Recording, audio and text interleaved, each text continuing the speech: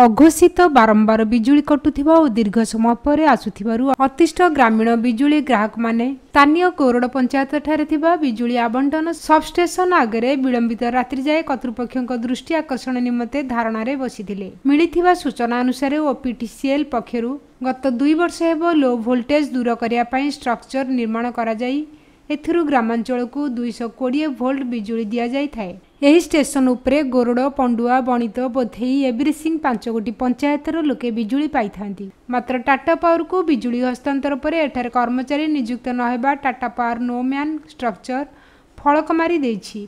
फलरे कोनोसी कारणरू बिजुली स्ट्रिप कले घंटा घंटा बिजुली काट रहउथिबा अभियोग हेउछि। नृसिंह चरण राउत पंडुआ पंचायत बर्तमान कथा होउछि लोक मानकर इलेक्ट्रिसिटी निहाती अत्यावश्यक खबरे बर्तमान देखा जाउछि। एमिति कि बर्तमान ई बाइक टाऊ आरंभ करी दिनर प्रत्येक दिनचर्या केवल इलेक्ट्रिसिटी उपर निर्भर करुछि। किंतु ये जो सिस्टम बर्तमान होइछि हमर टाटा नेला परे इटी इलेक्ट्रिसिटी जितेबाला ये लाइन कटि जाउछि लाइन पाइबा पई 2 घंटा 4 घंटा लगी जाउछि।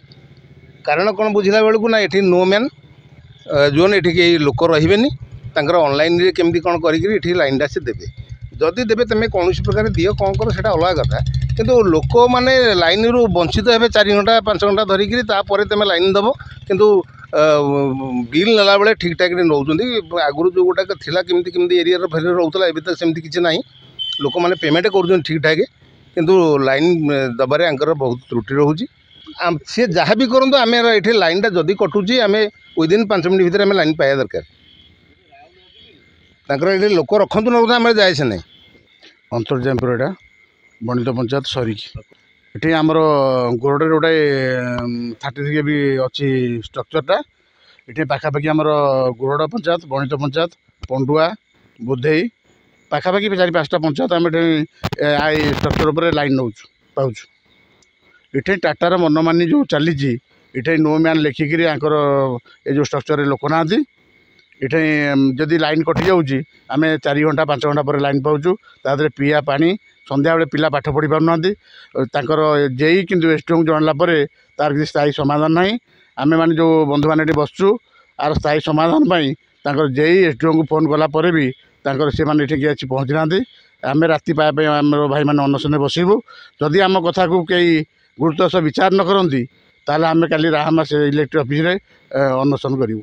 सुकांत शाला गोरड पंचायत देखो गोरड पंचायत केलापदा स्ट्रक्चर ये लिखाई नो मैन माने स्टाफ कई रोना बारंबार ये विद्युत कटा हो कहला भी विद्युत आम ये पाऊनु ये स्टाफ कई आसुना कि ऊपर लेवल जो अच्छा टाटा विभाग विद्युत से मैंने कई अवगत करूना ना ये आम कथा कहीं शुणुना बारंबार आम सम्मुखीन हो पावर कट हो ये प्राय हूँ 15 दिन मस है आफेक्ट है पाखापाखि 10-20 हज़ार पाख ये टचर हो माने पावर हो सप्लाई हो कहला बारंबार किसी शुणुना समस्या किसी ना बारंबार ट्रिप हो ट्रिप स्टाफ रखुना स्टाफ रखले ना आम किसी प्रोब्लेम हो बारंबार ट्रिप हो लाइन सठिक भाव से किसी विलंबर कराऊनी सांगे पेमेंट सब कराऊँ ठीक भाव दाबी आम कहूँ ऊपर लेवल एसडीओ हूँ कि टाटा विभाग विद्युत विभाग हूँ ये स्थायी निजुक्ति गोटे स्टाफ को दि जाऊ। आम बर्तमान में राति पाए जाए बसु जेपर्यंत ऊपर लेवल किसी स्टाफ ऑफिसर आसीना आम राति पाए जाए अनशन करूँ दिन अनशन काली जाए राम ऑफिस घेराव कर पूरा राशि अनशन करूँ। ऑटो मेसेज पई भुवनेश्वर कंट्रोल सजाड़िब व्यवस्था करने बेलू घंटा घंटा समय बीती जाउछि। वर्तमान असह्य गुड़गुड़ी होइथिबारु बिजुली काट भारी बाधुछि। एठारे स्थायी कर्मचारी नियुक्ति करागले समस्यार समाधान होई परिबो। एने बिजुली ग्राहक माने उच्च कर्तृपक्ष दृष्टि आकर्षण निमंते धारणार बसिथिले। तेबे उच्च कर्तृपक्ष धारणाकारी को फोन रे बुझाइबा परे विलंबित राति जाए धारणा हटिथिला। तीर्थल ईपीएरू शिवसपाड़ी को रिपोर्ट ईपीए न्यूज।